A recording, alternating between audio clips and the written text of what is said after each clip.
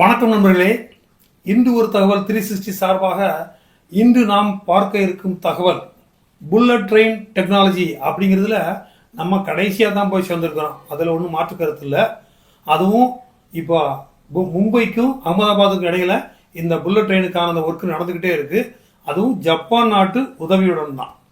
ஆனால் உலகத்திலேயே இந்த அமெரிக்க ஐரோப்பிய நாடுகளுக்கு அடுத்தபடியாக ஹைப்பர் லூப் டெக்னாலஜி அப்படிங்கிற முறையில் நடக்கக்கூடிய அந்த போக்குவரத்துக்கு நம்ம இந்தியாவும் அந்த போட்டியில் நுழைஞ்சிருச்சு அப்படிங்கிறது உங்களுக்கு தெரியுமா? அதுவும் இந்த ஹைப்பர் லூப் டெக்னாலஜி மூலமாக 1000 கிலோமீட்டருக்கு மேல் அதிகமான வேகத்தில் செல்ல முடியும் என்பதை இந்தியா நிரூபித்துக் கொண்டிருக்கிறது. என்ன சார் விளையாடுறீங்களா கேட்குறீங்களா? நான் சொல்கிறது விளையாட்டு இல்லைங்க, நிஜமாகவே நம்ம மெட்ராஸ் ஐஐடி மாணவர்கள் 70 பேருடன் இணைந்து தான் இந்தியன் ரயில்வே இந்த திட்டத்தை தொடங்கியுள்ளது. ஸோ அந்த ஹைப்பர் லூப் டெக்னாலஜி அடிப்படையில் வரக்கூடிய அந்த டிரான்ஸ்போர்ட் போக்குவரத்துனா என்ன, அது எந்த முறையில் செயல்பட போகுது, நம்ம இப்போ எந்த லெவலில் இருக்கிறோம், அதை பற்றி தான் இந்த நிகழ்ச்சியில் பார்க்க போகிறோம். உங்களின் பார்வையில் இன்று ஒரு தகவல் 360. இந்த ஹைப்பர் லூப் டெக்னாலஜி மட்டும் சக்ஸஸ் ஆகி இந்தியாவில் ஓட தொடங்கிவிட்டால் சென்னையிலிருந்து பெங்களூருக்கு அரை மணி நேரத்தில் போயிடலாம். ஏனென்றால் இந்த ஹைப்பர் லூப் டெக்னாலஜி மூலமாக ஓடக்கூடிய அந்த போக்குவரத்து சாதனமானது மணிக்கு 1000 கிலோமீட்டர் வேகத்துக்கு மேல் செல்ல இருக்கிறது. 1000 கிலோமீட்டர் வேகத்தில் ஒரு போக்குவரத்து சாதனம் இங்கே ஓடிச்சுன்னா ரோட்டில் திரிகிறவனுக்கு ஒரு விபத்துன்னா என்ன ஆகும், எப்படிப்பட்ட ஒரு விபத்து ஏற்படும் அப்படிலாம் உங்களுக்கு சந்தேகம் ஏற்படுதில்ல? கவலையப்படாதீங்க, இது ரோட்டில் எல்லாம் ஓடாது. இது முழுக்க முழுக்க உருட்டு வடிவிலான குழாய்களுக்குள்ளே தான் போக போகுது. சாலை போக்குவரத்துன்னா ரோடு போடணும். அதே போல் இந்த ரயில் போக்குவரத்துனா என்ன செய்யணும், அந்த ஊர்களுக்கு இடையே தண்டவாளங்களை அமைக்கணும். ஆனால் இந்த ஹைப்பர் லூப் டெக்னாலஜி மூலமாக ஓடக்கூடிய வண்டியானது அது ட்ரெயின்னு சொல்ல முடியாது, பஸ்ஸுன்னு சொல்ல முடியாது. அதை இப்போ என்ன சொல்கிறாங்கன்னா கேப்சூல் அப்படின்னு சொல்கிறாங்க. அதுக்குள்ள ஒரு 24 அல்லது 48 பேர் அந்த அளவில் தான் உள்ளே உட்கார முடியும். இது எந்த மாதிரியான அமைப்புன்னு சொல்லி கேட்டிங்கன்னாக்கா 2 ஊர்களுக்கு இடையே நான் ஸ்டாப் சர்வீஸ் தான். இடையில அங்கங்கே நிப்பாட்டியெல்லாம் ஏற்றிட்டு போக முடியாது. உதாரணமாக இப்போ சென்னைக்கு பெங்களூருக்கு பார்த்தீங்கன்னாக்கா எப்போவும் ஹெவி ரஷ் இருக்குது, எத்தனை ட்ரெயின் விட்டாலும் பத்தலை. அப்படிங்கிறதுக்காக இந்த ஹைப்பர் லூப் டெக்னாலஜி மூலமாக இந்த பாதையானது அமைக்கப்பட்டால் அது எப்படி இருக்குன்னு கேட்டிங்கன்னாக்கா உருண்டையான குழாய், அதாவது ஸ்டீலில் செய்யப்பட்ட பெரிய குழாய். குழாயை பார்த்தீங்கன்னாக்கா சென்னைக்கும் பெங்களூருக்கும் இடையில அந்த குழாய் செல்லும். நம்ம ஊரில் எங்கே போகணும்னு கேட்டிங்கன்னாக்கா அது பூமிக்கு மேலே நம்ம 4 வழிச்சாலைக்கு மேலேயே நெஞ்செல்லாம் போட்டு கொண்டு போயிடலாம், பிரச்சனை கிடையாது. ஸோ அந்த குழாய்க்குள்ள கேப்சூல் வடிவ ஒரே ஒரு கோச் அது மட்டும் உள்ள பயணித்து செல்லும்.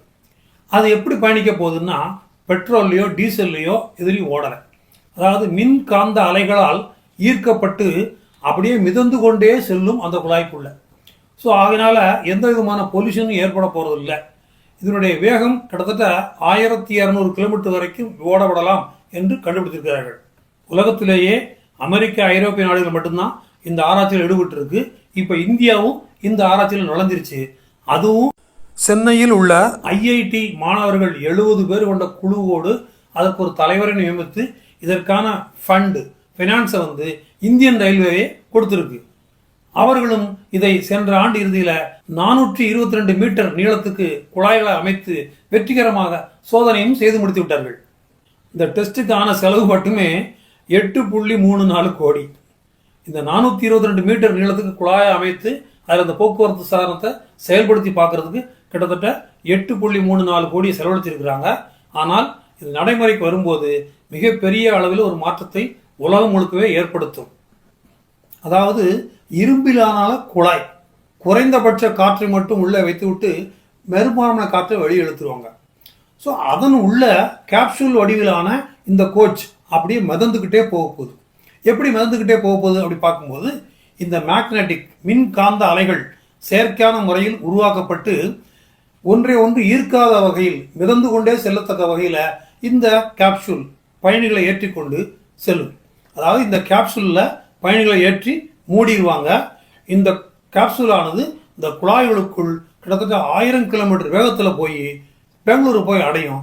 அது எடுத்துக்கொள்ளக்கூடிய நேரம் பார்த்தீங்கன்னாக்கா அரை மணி நேரம் தான். ஏன்னா சென்னை பெங்களூர் தூரம் ஒரு 500 கிலோமீட்டர் இருக்கும். ஸோ அரை மணி நேரத்தில் நீங்கள் பெங்களூர் போய் இறங்கிடலாம். எனவே இந்த போக்குவரத்து சாதனமானது நடு ரோட்லேயோ தண்டவாளத்து மேலேயோ ஓடாது. குழாய்கள் உள்ள சென்று வருவதால் எந்த விதமான பிரச்சனையும் இருக்காது. ஆனால் என்ன, அங்கங்கே இறக்கி ஏற்றி விடலாம் முடியாது. பாயிண்ட் டு பாயிண்ட் தான். இங்கே புறப்பட்டா அங்கே தான், அங்கே புறப்பட்டா இங்கே தான். ஆசியாவிலேயே முதலாக நம்ம சொந்த மேட் இன் இந்தியா அப்படிங்கிற அந்த டெக்னாலஜி அடிப்படையிலேயே இதை செய்து முடித்து வெற்றி கண்டிருக்கிறோம். இதற்கு இவர்கள் வைத்திருக்கும் பெயர் அவிஸ்கார். இந்த போக்குவரத்து சாதனத்தால் என்ன நன்மைகள் அப்படின்னு பார்த்தீங்கன்னாக்கா, ஜீரோ எமிஷன், எந்த விதமான இந்த சுற்றுப்புறத்தை கெடுக்கக்கூடிய விஷயம் எதுவுமே இதில் கிடையாது. அடுத்தது, இதற்கு தேய்மானம் இல்லவே இல்லை. இதற்கு குறைந்த சக்தியே போதுமானது. இதில் பயணிக்கக்கூடிய பயணிகள் இருக்கக்கூடிய அந்த கேப்சூலுக்குள்ள காற்று எதுவும் இருக்காதுன்னா அவர்கள் எப்படி உயிர் வாழ முடியும்னா, உள்ள ஆக்சிஜன் தனியாக உள்ள உற்பத்தி செய்து உள்ள அனுப்பி கொண்டிருப்பார்கள். உள்ள ஏர் கண்டிஷன் வசதி செய்யப்பட்டிருக்கும். இதில் ஏற்படுத்தக்கூடிய அந்த மின்காந்த அலைகளானது செயற்கை முறையில் அந்த மின்காந்த அலைகள் உருவாக்கப்படும். எனவே உலகமே இது மாதிரி போக்குவரத்தை யார் ஆராய்ச்சி பண்ணி வெற்றிகரமாக கொண்டு வர மாட்டாங்களா, யார் மிக அதிகமான வேகத்தில் செயல்படுத்துகிறாங்க அப்படிங்கிறத எதிர்பார்த்து கொண்டிருக்கிறது. அந்த விதத்தில் நம்ம மெட்ராஸ் ஐஐடி மாணவர்களும் அதன் தலைவரும் சேர்ந்து இதை கிட்டத்தட்ட 1000 கிலோமீட்டருக்கு மேலே இதை ஓட வைக்க முடியும்னு அவங்க சொல்லியிருக்கிறாங்க. ஆனால் இதற்கான செலவுகளை நினைக்கும் போது தான் கொஞ்சம் மிரட்சியாக இருக்குது. இந்த பயணிகள் பயணிக்கக்கூடிய அந்த கேப்சூலை உருவாக்குறது 24 பேர் கொண்ட ஒரு கேப்சூலை உருவாக்கணும்னா கிட்டத்தட்ட ஒரு 10 கோடி ரூபாய் செலவாகுது அந்த கேப்சூலை மட்டும் உருவாக்குறதுக்கு. சென்னைக்கும் பெங்களூருக்கு இடையே இந்த குழாய் வழியாக பாதை போடணும் மட்டுமே கிட்டத்தட்ட 62,000 கோடி செலவாகும்னு எதிர்பார்க்குறாங்க. இப்போ டெஸ்ட் லெவலில் தான் இந்த ப்ரோக்ராம் இருக்குது. அது நடைமுறையில் வரும்போது பார்ப்போம். நிச்சயமாக அந்த கட்டணங்கள் அதிகமாகத்தான் இருக்கும். ஏன்னா நீங்கள் நேரம் அது வருங்காலத்தில் ரொம்ப முக்கியமாக இருக்கும். இந்த ஹைப்பர் லூப் டெக்னாலஜி கமர்ஷியல் பர்பஸுக்கு வந்தாலும் நிச்சயமாக மக்கள் அந்த காலகட்டத்தில் செலவை பற்றி கவலைப்பட மாட்டாங்க. நேரங்காலம் தான் முக்கியம். அரை மணி நேரத்தில் அவங்க பொருள் அங்கே டெலிவரி ஆயிரும். அப்படிங்கும்போது அதை யாரும் பெருசாக எடுத்துக்க மாட்டாங்க. நிச்சயமாக உலக அளவில் இந்தியா ஒரு தனிப்பெரும் இடத்தை பெறப்போகுது என்பதில் எந்த விதமான சந்தேகமும் இல்லை. இந்த தகவல் பற்றிய உங்களது கருத்துக்களை உடனடியாக கமெண்ட்ஸ் பதிவில் தெரிவிங்க. நம்ம நிகழ்ச்சிக்கு இதுவரைக்கும் சப்ஸ்கிரைப் பண்ணாதவங்க சப்ஸ்கிரைப் பண்ணுங்க, ஷேர் பண்ணுங்க, லைக் பண்ணுங்க. ட்ரிப்கார்ட் 360 அப்படிங்கிற ஒரு அப்ளிகேஷனை உங்கள் செல்ஃபோனில் இன்ஸ்டால் பண்ணிவிடுங்க. நீங்கள் பேக்கேஜ் டூர் போகிறவங்களுக்கு அது ரொம்ப உதவியாக இருக்கும். நன்றி, வணக்கம்.